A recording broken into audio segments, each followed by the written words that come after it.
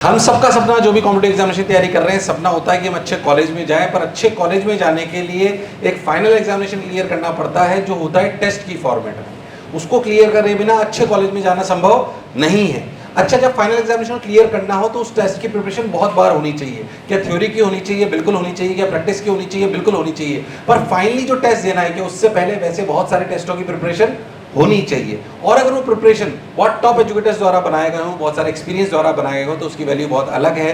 बहुत ध्यान से सुनिएगा। जितने भी बच्चे जो कॉम्पिटिटिव एग्जामिनेशन की तैयारी कर रहे हैं, यानी खास तौर से इंजीनियर या डॉक्टर बनने का सपना देख रहे हैं, उनके लिए मोशन एजुकेशन ऑनलाइन अपने घर पे बैठे हुए ही ऑनलाइन टेस्ट सीरीज लेके आया है। मल्टीपल टेस्ट आप बहुत सारे दे सकते हो। इन टेस्ट को आप करोगे तो आपके फाइनल एग्जामिनेशन में अच्छा परफॉर्म करने के चांसेस बहुत बढ़ जाएंगे, क्योंकि बिना पढ़े कोई सफलता मिलती नहीं है। और घर पर बैठकर सवाल हो जाना, क्लास में सवाल हो जाना, पर रियल टेस्ट में सवाल होना, ये बातें बहुत अलग है। तो उसको समझते हैं। Motion EITS all India test series हर साल हम लेके आते हैं। सर आप सब लोग बहुत बहुत बधाई के पात्र हैं। हम टेस्ट लेके आए हैं as exams with India's most advance test series. ये हमारा एक पूरा PDF है जो आपको दिखाई देगा, पूरी उसकी फिलॉसफी लिखी हुई है। उसके बाद अगर मैं बात करूं तो टॉप एजुकेटर्स आपके लिए लेके आ रहे हैं। हम इस बात का ध्यान रख रहे हैं टेस्ट सीरीज में कि मान लीजिए फिजिक्स, केमिस्ट्री, मैथ्स और बायोलॉजी हमारे यहाँ पे 900 सब टॉपिक्स में, जैसे फिजिक्स, केमिस्ट्री और मैथ्स 900 सब टॉपिक में टूटी हुई है, ऐसे ही फिजिक्स, केमिस्ट्री और बायोलॉजी नीट वालों के लिए भी करीब 900 से 1000 सब टॉपिक में टूटी हुई है। हमने ध्यान दिया है कि सारे टॉपिक कवर हों, सारे सब टॉपिक कवर हों, हर लेवल के सवाल कवर हों, ताकि बच्चे को हर प्रकार के सवाल करने का मौका मिले, हर सब्जेक्ट का सवाल करने का मौका मिले, हर टॉपिक का सवाल करने का मौका मिले और हर सब टॉपिक का भी सवाल करने का मौका मिले। ये भी टेस्ट सीरीज में ध्यान रखा गया है कि सवाल तो हमारे पास 7.5 लाख है, पर उसमें से कौन से आपको करने चाहिए। हमने ये भी ध्यान दिया है कि ऐसे चैप्टर्स जिनमें एफर्ट कम लगाकर ज्यादा सवाल कर पाते हैं, उनको कितने नंबर्स में देना चाहिए। जिनसे सवाल आने की पॉसिबिलिटी ज्यादा होती है प्रीवियस डेटा को देखकर, उनसे कितने सवाल आने चाहिए। ये सिर्फ मैं नहीं, इतने जो एक्सपर्ट्स हैं जिनको हजारों वर्षों का अनुभव है, टोटल सारे टीचर्स को अगर मिला लिया जाए, उस हजारों वर्षों के अनुभव से आपका पूरा पेपर बन के आ रहा है। तो यही सारी बातें इसमें लिखी हुई है, प्रॉब्लम्स, स्किल, एबिलिटीज। अगर मैं बात करूं JEE मेन प्लस एडवांस की, तो 11th क्लास के जो बच्चे जो इस साल 11th में हैं, उनको यूनिट टेस्ट यानी कि टॉपिक वाइज जो टेस्ट मिलेंगे वो 9 मिलेंगे। मेजर टेस्ट सब लोग समझते हैं कि जो पहले के यूनिट टेस्ट होते हैं उनको मिला के मेजर टेस्ट लिए जाते हैं, वो उनको 6 मिलेंगे। फुल सिलेबस टेस्ट उनको 3 मिलेंगे। अगर आप एडवांस की बात करें, 12 pass, unit test 8, major test 4, full syllabus 3। कब कब होंगे पूरा प्लानर आपको नीचे दिखाई देगा। Unit test 17, major test 10, full syllabus test 6। ये 11th प्लस 12 जो भी 11th में है और 11th प्लस 12 दोनों की सीरीज ले लेंगे। ऐसे अगर नीट की बात करें तो 8 यूनिट, 4 मेजर, 3 फुल सिलेबस। 12 और 12 पास के लिए 10 unit test, 4 major test, full syllabus test 3। ऐसे 11 प्लस 12 जो दोनों लेंगे उनके लिए 18, 8 और 6 ऐसे आपको टेस्ट करने को मिलेंगे। डेट वाइज आपको सारे पूरे प्लानर मिलेंगे। जितने भी JEE बेस्ड एग्जामिनेशन है वो सारा आपको मिलेगा। ये सारी उसी की कहानी है। प्राइस में बाद में आ जाऊंगा, पहले आपको प्लानर दिखा देता हूं। ये पूरे प्लानर है। ऐसे 28 जून को अगर आपका पहला पेपर चालू हो रहा है तो यूनिट टेस्ट 1 है। अगर 11 की बात करें तो 9 AM to 12 AM कौन कौन से चैप्टर आएंगे सब कुछ आपको लिखा हुआ मिलेगा। और डिटेल में आपको जब JEE और नीट के जो टीचर्स हैं वो आपको बताएंगे तो आपको बात पता पड़ जाएगी। इसके अलावा ऐसे पूरे के पूरे प्लानर आपको दिखाई दे रहे हैं। प्योर ऑनलाइन है। आप और भी कहीं पढ़ते होंगे, जाहिर सी बात है, पर मेरा ऐसा मानना है कि आप कहीं पे भी पढ़ रहे हो, ज्यादा से ज्यादा टेस्ट अपने को देने चाहिए। ज्यादा टेस्ट देने से फायदा होता है। 110% बच्चे यहाँ पे बैठे हुए हैं, 110% देने चाहिए अपने को। क्या है तो अगर अपन बात करें तो प्राइसेस में मैं ज्यादा नहीं बोलना चाहता हूँ। आज ऑनलाइन के जमाने में प्राइसेस हमेशा कोई बहुत ज्यादा होती नहीं है। It is very affordable to everyone. Prices रखना बहुत जरूरी है ताकि आपको पूरी एनालिसिस हम दे सकें। इसके साथ साथ हर बच्चे को पूरी SPR मिलेगी। SPR मतलब स्टूडेंट परफॉर्मेंस रिपोर्ट, कि उसको कौन से सवाल में कौन सा गलत करा, जो सवाल उसने गलत करा, कितने बच्चों ने सही करा था, कितने बच्चों ने गलत करा था। तो जो बच्चे मुझे सुन रहे हैं उनसे कहना चाहता हूं, अगर आप नीट के बच्चे हो, कोई सवाल 30% से ज्यादा बच्चों ने सही करा और तुमने गलत कर लिया तो कान पकड़ लो। ऐसे ही अगर आप JEE की तैयारी कर रहे हैं और कोई सवाल 20 या 25% से ज्यादा बच्चों ने सही करा और तुमने गलत करा तो कान पकड़ लो खुद का, ये सवाल मैंने गलत क्यों करा।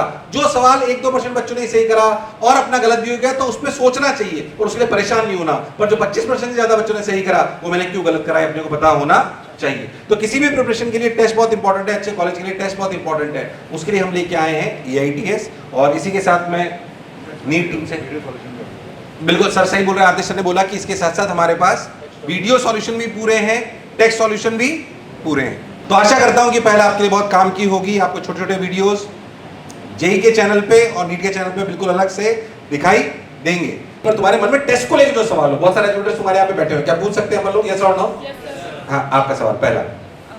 सर टेस्ट का एनालिसिस कैसे करें जिससे मतलब मैं अगले टेस्ट में अच्छा परफॉर्म कर सकूं? टेस्ट का एनालिसिस कैसे करें अपने आप में 1 घंटे का टॉपिक है वैसे, बट फिर भी मैं आंसर फटाफट देना चाहता हूँ। असलियत में सवाल जो है हमारे, अगर आप बहुत ध्यान से देखो तो सवाल हमारे यहाँ तो सही हुआ या गलत हुआ या हमने छोड़ दिया। पर सही में भी दो वैरायटी है कि सही जो हुआ क्या वो तुक्के में सही हुआ या सही में सही हुआ, यस और नो। तो पहली बात, whenever you do a paper आपको एनालिसिस करना बहुत आवश्यक है कि मेरा सवाल सही हुआ, गलत हुआ या मैंने छोड़ दिया।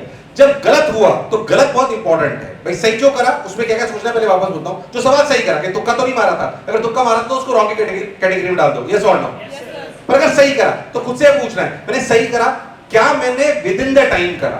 मैंने भले सवाल सही करा, पर अगर मान लीजिए आप जेई के बच्चे हो, अगर मान लीजिए आपने उस सवाल में 5 मिनट ले लिए, आपके पास 5 मिनट एक सवाल के लिए, भले सही करा पर 5 मिनट में करने की जरूरत नहीं थी, क्या मैं उसे with in the time limit कर पाया? अगर नहीं कर पाया तो फिर मुझे शॉर्ट मेथड को सोचना चाहिए, या मेरा मेथड तो शॉर्ट था, क्या मैंने कैलकुलेशन तो लंबी सही सवाल के बारे में। दूसरी बात, अगर आपने बोला कि मेरा सवाल गलत हो गया, ठीक है, तो वापस बोलता हूं, सही सवाल होना और सही समय में होना, क्या दोनों बातें इंपॉर्टेंट है, यस और नो। सही करा है मतलब एक्यूरेसी और कैलकुलेशन तो है, बट क्या समय भी सही होना। अब बात आती है मेरा सवाल गलत हुआ। जो सवाल गलत हुआ वो सबसे खतरनाक है, जो छोड़ दिया उससे ज्यादा खतरनाक है। क्यों? क्योंकि जो सवाल मैंने गलत करा उसमें मैंने अटेम्प्ट तो करा था, अटेम्प्ट करा तो मैंने टाइम भी वेस्ट, और फिर भी मैंने गलत चुनाव करा, यस और नो यार। ये सबसे ज्यादा एनालिसिस करने वाली जगह ये सवाल, क्योंकि जब मैंने सवाल पढ़ा और समझा तो मुझे ये तो लगा मुझे सवाल करना, यानी कि मुझे रॉन्ग इल्यूजन हुआ, यस और नो। मुझे रॉन्ग इंट्यूशन हुआ, यस और नो। यानी खुद से पूछो क्यों मैंने सोचा कि यार ये सवाल मैं कर सकता था, क्यों मैंने सोचा कि ये सवाल मैं कर सकता था। कहीं मुझे रॉन्ग इंट्यूशन तो नहीं हो गया, कहीं मैंने गलत कॉन्सेप्ट तो नहीं सोच लिया, कहीं मेरी कैलकुलेशन एरर तो नहीं हो गई। तो सबसे ज्यादा आपको कौन सिखाएगा? वो सवाल जो आपका गलत, किसी भी टेस्ट पेपर में जो सवाल सही हुए वो आपको ज्यादा वो नहीं सिखाएगा आपको, क्योंकि जो आपको आता था वो आपने सही करा, यस और नो यार। आपको सबसे ज्यादा कौन सिखाएगा? वो सवाल जो आपने, अब गलत करने का एक कारण की बहुत सारे, वो ढूंढना पड़ेगा। क्या मैं सवाल पढ़कर समझ नहीं पाया, क्या सवाल पढ़कर समझ तो पाया पर मैंने गलत समझ लिया, मैंने कैलकुलेशन गलत कर दी, मैंने कॉन्सेप्ट गलत लगा लिया, मैं कुछ और हो गया था। क्या आपको ये बात समझनी पड़ेगी, यस और नो। मैंने गलत इसलिए कर लिया क्योंकि इसके पहले के 2 सवाल गलत हो गए थे, तो तीसरा सवाल जब करा तो मुझे मन में एंजाइटी थी, बिहेवियरल इशू, यस और नो। क्या है आपको समझना पड़ेगा। इतनी सी देर में मैं तुम्हें समझा नहीं सकता हूं, but it's a science. Science आएगी उन सवालों से जो सवाल हम गलत करते हैं, वो आपको सबसे ज्यादा सिखाएंगे। तीसरी वैरायटी का सवाल जो हम अटेम्प्ट नहीं करते, उनमें इसका मतलब हमें ये तो था कि मुझे ये नहीं आता, मुझे क्या आता है और क्या नहीं आता, और जो मुझे आता है वो मैं गलत कर दूं, क्यों? सबसे खतरनाक है। मुझे नहीं आता कोई बात नहीं, अब उनसे पूछो मुझे क्यों नहीं आता था, क्या मैंने रिवीजन नहीं करा था, क्या मैंने चैप्टर पढ़ा ही नहीं था, कोई बात नहीं। अगर चैप्टर नहीं पढ़ा था तो क्या पढ़कर आ जाएगा, यस और नो यार। मैं चैप्टर पढ़ा था पर मैं भूल गया, क्यों भूल गया? कहीं मैं एंजाइटी की वजह से तो नहीं भूल गया, कहीं मैं ओवरथिंकिंग की वजह से तो नहीं भूल गया, कहीं पहले 3 सवाल गलत हो गए थे इसलिए चौथे सवाल पे मेरे को कॉन्फिडेंस ही नहीं आया कि मैं इसे कर, यस और नो यार। कहीं मैंने सवाल को इसलिए तो नहीं छोड़ा क्योंकि मुझे लगा सवाल पढ़कर समझ में तो आया और लगा कि कर भी सकता हूं, बट मुझे लगा मेरे पास इतना समय नहीं है। इसका मतलब मेरा time management of the paper बिल्कुल सही। Is it clear to everyone? So every time when you do analysis, आप इन 3-4 वैरायटी को ध्यान में रखें। ऑल्दो मैं तुझे बोलना चाहता हूं, मेरा पर्सनली एक वीडियो है how to do test analysis, पता नहीं तुमने देखा नहीं देखा, पूरा 45 मिनट्स का एक सवाल को कैसे मार्क करना चाहिए वो मैंने अच्छे से उसको उसमें बताया। क्या आज जाके देखोगे? पक्की बात। एक बिल्कुल पीपीटी बना के एक सवाल को कैसे करना चाहिए, कैसे मार्क करना चाहिए। बिलीव मी, अगर तुम उसे कर लोगे तो तुम्हारे को कोई भी सवाल से जो इतना सीखना चाहिए वो तुम सीख। पक्की बात। और कोई टीचर कुछ ऐड करना चाहता हो एनालिसिस को लेके? Fair enough. और कोई? हाँ सर, टेस्ट के पहले रिवीजन कैसे करें? जैसे जो चल रहा है वो तो आता है, बट पुराने टॉपिक्स को एकदम अच्छे से कैसे रिवाइज करें? कोई कुछ बोलना चाह रहा हो? उसे बोला टेस्ट के पहले रिवीजन कैसे करें सर प्लीज? टेस्ट से पहले रिवीजन मतलब जब आपने चैप्टर पढ़ा होगा तो कुछ अंडरलाइनिंग की होगी हमने, उससे साथ के साथ हमने क्वेश्चन पेपर भी किए होंगे, लास्ट ईयर के क्वेश्चन भी किए होंगे, तो कुछ क्वेश्चन नहीं आए होंगे हमको, तो उनको स्टार मार्क भी किया होगा हमने। तो हमने यही सिलेक्ट करना है कि कौन सा पॉइंट जो था अंडरलाइन किया हुआ है, स्टार लगा हुआ है, इंपॉर्टेंट है।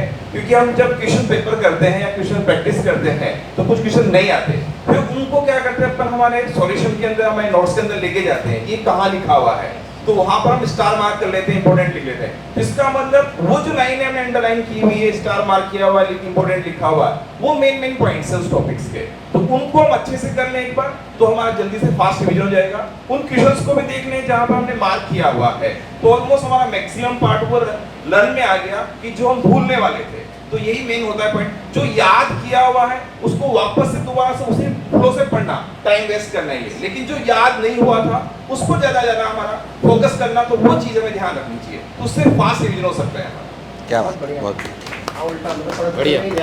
एक बात और मैं तुम्हें बोलना चाहता हूँ, hello, for test in coaching do not invest a whole day on to just preparing for test in coaching, क्योंकि ये बहुत रफ्तार में होंगे, पूरा एक दिन हमें उसमें खराब करने की जरूरत नहीं है। मतलब मैं मान रहा हूँ इंपॉर्टेंट है, but it's a regular part. उसकी वजह से हम होमवर्क छोड़ दें, क्लास छोड़ दें, उसकी वजह से हम हमारी जो रेगुलर प्रैक्टिस चल रही है, जो रेगुलर शेड्यूल था उसको पूरा हिला दें, ये सही बात नहीं है। तो मेरा व्यक्तिगत मानना है कि आपका अगर अगले दिन टेस्ट है तो आप ऐसा समझ लीजिए कि आप उस टेस्ट की preparation, specially for that test preparation और रिवीजन के लिए मात्र 3 से 4 घंटे निकालें, इससे ज़्यादा की जरूरत नहीं है। क्योंकि आप इससे ज़्यादा निकालोगे तो आपका रेगुलर करिकुलम छूट जाएगा। कई बच्चे कहते हैं सर टेस्ट क्लास छोड़ देता हूँ, नहीं, दिस इज रॉन्ग। क्या क्लास छोड़ देंगे तो क्या रियल एग्जाम खराब हो जाएगा? क्या होमवर्क छोड़ देंगे तो रियल एग्जामिनेशन खत्म हो जाएगा? भले हो सकता है कल के टेस्ट में 5 सवाल ज़्यादा हो जाए, पर उससे फायदा होने वाला। तो पहली बात, क्या जो कोचिंग में टेस्ट हो रहे हैं क्या उनके लिए पूरा एक दिन खराब करने की जरूरत है? क्या 2 दिन खराब करने की जरूरत है? नहीं। अगर आप रेगुलर पढ़ाई कर रहे हो, रेगुलर होमवर्क कर रहे हो, तो आखिरी के 3 घंटे में आप अपने पूरे सिलेबस को रिवाइज कर सकते हो, इससे ज्यादा देने की जरूरत नहीं है। Is it clear? पक्का ध्यान रखेंगे। और बोलो। हाँ बेटा। सर जैसे कि मुझे 2 महीने आए हैं कोटा आए हुए, and there is no line the fact that मैं कॉन्स्टेंटली ऐसे लोगों के साथ सराउंडेड हूँ जो कि बहुत डिप्रेस भी हैं, मैं भी कॉन्स्टेंटली स्ट्रेस्ड रहती हूँ बहुत बार, and I try to keep it under control, but sometimes 1 महीने 1 हफ्ते में कभी कभार में बहुत ज़्यादा हेक्टिक हो जाता है। उस वजह से मैं बहुत ज़्यादा स्ट्रेस होने की वजह से मेरा दिमाग फ्रीज हो जाता है। तो मैं जब क्वेश्चंस भी देखती हूँ ना, तो वो चीज़ जो है वो मेरे क्वेश्चंस को भी अफेक्ट करती है, पढ़ाई को भी अफेक्ट करती है। तो मैं उस चीज़ को मैनेज कैसे करूँ, क्योंकि वो स्पाइरल होने लगती हूँ कि क्वेश्चंस नहीं बन रहे हैं, ना पढ़ाई हो पा रही है, कांस्टेंट स्ट्रेस पे भी हो, तो उस चीज़ को मैनेज कैसे करूँ? देखो, अपने आप में बहुत बड़ी बात है बेटा आपने जो बोली, इससे अलग है बट बहुत इंपॉर्टेंट है, और शायद मेरे साथ बहुत सारे लोग इसमें उत्तर दे सकते हैं, पर मैं अपनी बात तुम्हें कहता हूँ। तुम्हारे मन में फियर ऑफ फेलियर है। क्या है? Fear of failure. बोर्ड में फियर ऑफ रिकॉग्नाइजेशन होता है, वहीं डर कभी महसूस नहीं होता। बोर्ड में तुम्हें डर नहीं था तुम फेल हो जाओगे, यस और नो? फेल रेशियो 2% है। But if you are giving an examination like JEE और नीट, सिर्फ 2 या 3% लोग पास होते हैं, तो यहाँ पे फियर ऑफ फेलियर बहुत। तो first we need to accept that जिस एग्जामिनेशन में तैयारी कर रहा हूँ उसमें फियर ऑफ फेलियर बड़ा हो सकता है, यस और नो? दूसरी बात जो मैं तुम्हें कहना चाहता हूं, तुम ओवर थिंकिंग ट्रैप में फंसी हुई हो कि मेरा सिलेक्शन नहीं हुआ तो मेरे से क्या होगा। पहली बात, इससे बाहर आना पड़ेगा। मैं जानता हूं ये कहना आसान है, करना बहुत मुश्किल है, पर जो करेगा वो पास हो जाएगा। हर आधे घंटे में खुद से पूछो कि मैं पढ़ रही हूं या ओवर थिंकिंग के ट्रैप में हूं। अगर ओवर थिंकिंग के ट्रैप में हूं, जैसे तुमने एक शब्द और बोला, मुझे लगा कि मेरे आसपास सारे लोग ऐसे हैं जो भी शायद कभी कभी डिप्रेसिंग बातें करते हैं सिलेक्शन की, उनसे दूरी बनाइए। या तो खुद में इतनी ताकत हो कि वो सारी डिप्रेसिंग बातें करना बंद कर दें और वो भी हमारी तरह पॉजिटिव हो जाए, या फिर अपने को उनसे दूरी बना लेनी। कैसी बातें से फायदा होगा कि नुकसान? मैं एक बात बता दूं, जो बच्चा कोटा में आया है 12 घंटे रोज पढ़ेगा, दावे से कह रहा हूं वो जीवन में सफल सेलेक्ट होगा नहीं होगा, बात की बात है, दावे से कह रहा हूं, ये बनावटी बात नहीं है, ये बनावटी बात बिल्कुल। जो 12 घंटे रोज पढ़ेगा वो जीवन में सफल जरूर होगा, पर मैं कह रहा हूं 12 घंटे जो हमारे हिसाब से पढ़ लेगा वो पक्का सेलेक्ट भी, इसमें कोई शक और संशय वाली बात। तो पहली बात तो इस बात का कॉन्फिडेंस रखो, तुम्हारे जैसे ही बहुत सारे बच्चे सिलेक्ट होते हैं। हाँ, मेरे नंबर कम आ रहे हैं, मुझसे सवाल नहीं हो रहे। सवाल नहीं होने के बहुत सारे कारण है। क्या मुझे जब सवाल नहीं हो रहे, तुमने थ्योरी सोचा क्या मेरी थ्योरी, क्या मुझे थ्योरी अच्छे से आती थी? जवाब आएगा हाँ। अब तुम्हें लगेगा जब थ्योरी अच्छे से आती है सवाल क्यों नहीं हो रहा है? ऐसा कई बार होता है। क्या आपको थ्योरी पढ़ने के बाद शीट के सवाल कभी कभी टफ लगते हैं? क्योंकि तुम डायरेक्ट 12th की तैयारी करके आए हो शायद, या तुम 12th में हो पहली बार, या तुमने बोर्ड की अभी तक तैयारी कर दी है, सर? तो ऐसा मैं बार बार एक एग्जांपल लेता हूं, फिर एक लेता हूं। मान लीजिए किसी बच्चे को ABCDEFG यानी कि पूरी अल्फाबेट पढ़ा दी जाए, और अगले दिन उसे सबसे टफ इंग्लिश जो न्यूज़पेपर है द हिंदू वो पढ़ने के लिए बोला जाए, क्या वो समझ पाएगा? क्या इसका मतलब क्या उसे वापस अल्फाबेट पढ़ना चाहिए? क्या इसका मतलब उसे पहले बेसिक इंग्लिश की चीजें पढ़नी? That is what you have to do. अगर मैंने थ्योरी पढ़ी और लेक्चर सुना टीचर का और मुझे थ्योरी समझ में आ गई, जो आपको आएगी, तो तुरंत टीचर आपको पढ़ा रहे होते हैं, तो फिर आपसे अगर सवाल करे, शीट के सवाल टफ है, बहुत आसान, तो फिर आपको सोचना चाहिए क्या मुझे इसके निचले स्तर के सवाल करने चाहिए। वो आपको DPP में मिलेंगे, ऐप पे प्रैक्टिस में मिलेंगे, बोलो है कि नहीं? आसान CPS में मिलेंगे। तो basically try to reduce the level of questions which you are solving. फिर धीरे धीरे अपने लेवल को अपग्रेड करो। एक बात समझो, मुझसे कुछ नहीं हो रहा है, मुझसे सवाल नहीं हो रहा है, इसको सोचने से फायदा होगा या ये सोचना चाहिए कि मुझसे ये क्यों? इन दोनों बातों में बहुत अंतर है। मैक्सिमम लोग ये सोचते हैं मैं नहीं कर पाऊंगा, मेरे से नहीं हो रहा है, मेरे से नहीं हो रहा है, इससे फायदा, मुझसे क्यों नहीं हो रहा है जो खुद से पूछता है उसको फायदा होता है। मुझे एक बात बताओ, जिस जगह तुम बैठे हुए हो कोटा में, जिस जगह तुम, क्या ये देश की बेस्ट सर्विसेज है जो आपको मिल रही है? यस और नो यार? फिर भी हम सब लोग आपको झूठी बोलेंगे क्या यहाँ पे एडमिशन ले जाने से सबका सिलेक्शन हो जाएगा? नहीं, ऐसा कोई वादा। उन्हीं रिसोर्सेज से बहुत सारे बच्चों का सिलेक्शन होगा और सच ये भी है कि बहुत सारों का नहीं होगा, ये भी सच है ना? बट अगर जिन्होंने हमारी बात मानी, क्या उनका हो रहा है? तो फिर बात मानी और इस ट्रैप से बाहर अपने आप को पॉजिटिव लोगों के बीच में रखिए।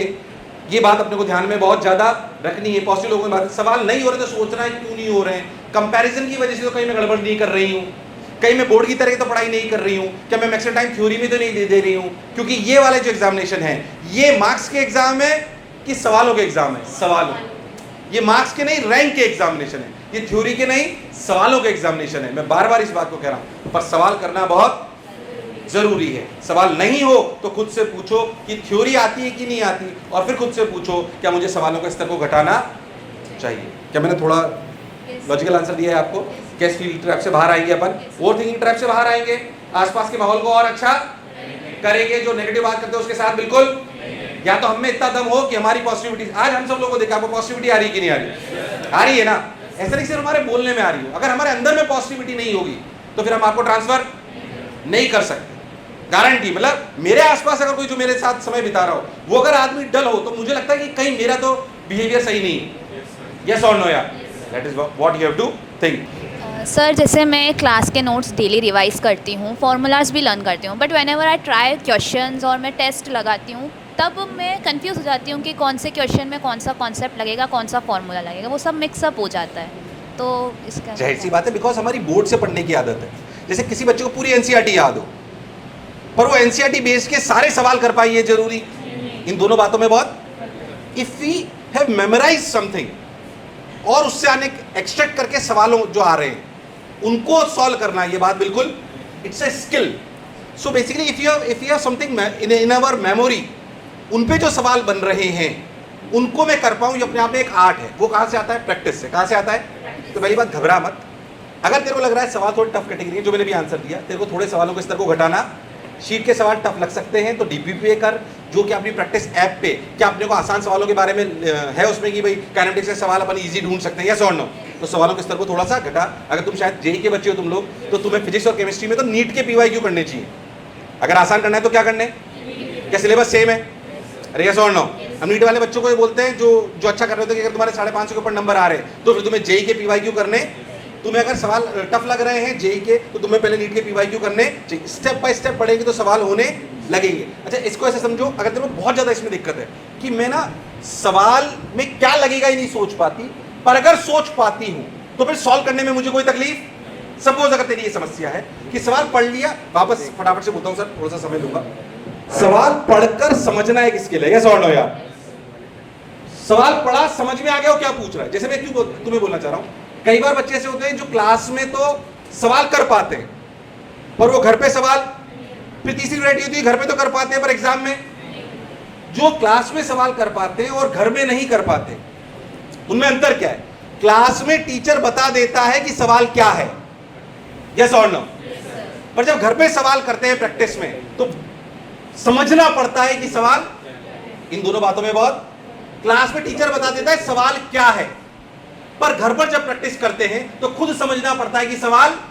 तो पहली बात, ask yourself, is I am capable enough of understanding every question, कि सवाल, अब मुझसे पूछो क्या है सवाल करने की कैपेबिलिटी मेरे में है या नहीं है, तो क्यों नहीं है उस पर बात करिए, और अगर है तो फिर आप उसको आगे चलेंगे। जब तेरे सवाल पे वापस आता हूं कि सवाल पढ़ा, कॉन्सेप्ट के बारे में सोचा, क्या मेरे को एक कॉन्सेप्ट कौन सा लगेगा यही मैं ढूंढ, पर मैं कैलकुलेशन ढूंढ लेती हूँ तो कैलकुलेशन सही कर पाती हूँ, तो फिर क्या करना है? ऐसे इस प्रैक्टिस सुधारने का तरीका क्या है? जो चैप्टर तुझे आता है उसके बहुत सारे सवाल लेके बैठ जा, सॉल्व नहीं करना है, बस सवाल पढ़ और सोच क्या मैं सही कॉन्सेप्ट लगा रही हूँ, क्या मैं सही कॉन्सेप्ट लगा रही हूँ, ताकि तेरा करने में पूरा टाइम खराब, but this skill will improve. इसलिए मैं तुम्हें बार बार एक बात बोल रहा हूँ ईमानदारी से हर बच्चे को बोल रहा हूँ और हर बैच में जाके एक बात बोल रहा हूँ, टीचर्स भी खड़े हुए हैं क्योंकि मैक्सिमम टाइम वो फिजिक्स केमिस्ट्री मैथ्स में उनका पूरा ज़्यादा फोकस रहता है, फिजिक्स केमिस्ट्री बायोलॉजी भी उनका ज़्यादा फोकस रहता है और रहेगा भी सी, उनका जॉब है वो। मुझे एक बात पता है कि अगर मेरे बच्चे को मैंने सेल्फ एनालिसिस ट्रैप में डाल दिया, वो सेल्फ एनालिसिस कर पाए और वो फ्लाई व्हील में चले गए, तो फिर हर बच्चे का सिलेक्शन। पर उसके लिए बात ये कि आपको बारीकी से खुद को पहचानना आना कि मेरी कमी क्या है। क्लियर है?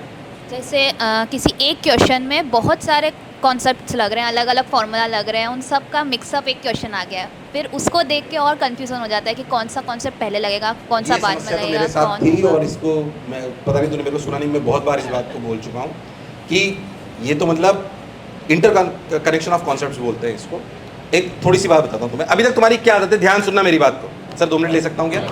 है ना, मैं 2 मिनट लेता हूँ इसमें। हमारा सोचने की प्रक्रिया कैसे पहले समझे। सवाल पढ़ा, सवाल अभी तक क्या करते तुम, ध्यान सुनना।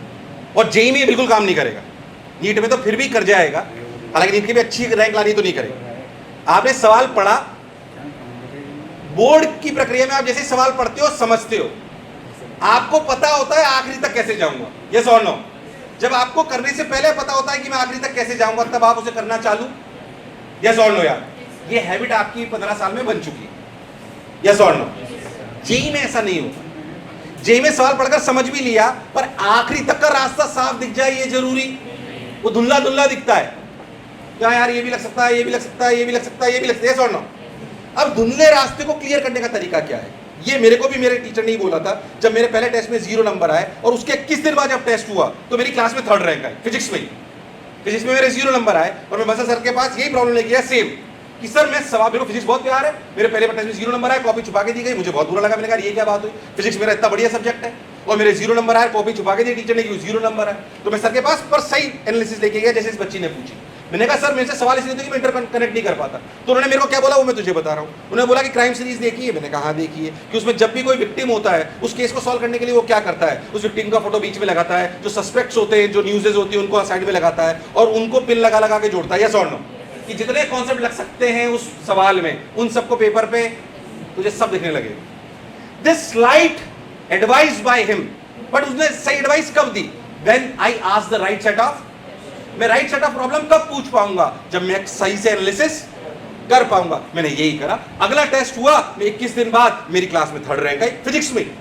क्या मैं 21 दिन में फिजिक्स में बहुत ज्यादा ज्ञान हो गया था? नहीं, मैं उस कमी को दूर कर लिया जिसकी वजह से मेरे नंबर, क्या नंबर कम आने का कारण सिर्फ नॉलेज होती है क्या? नहीं, क्या नंबर कम आने का कारण और भी बहुत कुछ होता है, behaviour, anxiety, overthinking, distraction, examination phobia, skills words पर मिनट की धीरे, स्पीड स्लो होना, कैलकुलेशन, मैपिंग ऑफ सवाल को समझकर कॉन्सेप्ट को इंटरमिक्स करना, ये बातें बहुत अलग है। क्या मेरी बात एकदम क्लियर है? क्या याद रखेंगे क्या?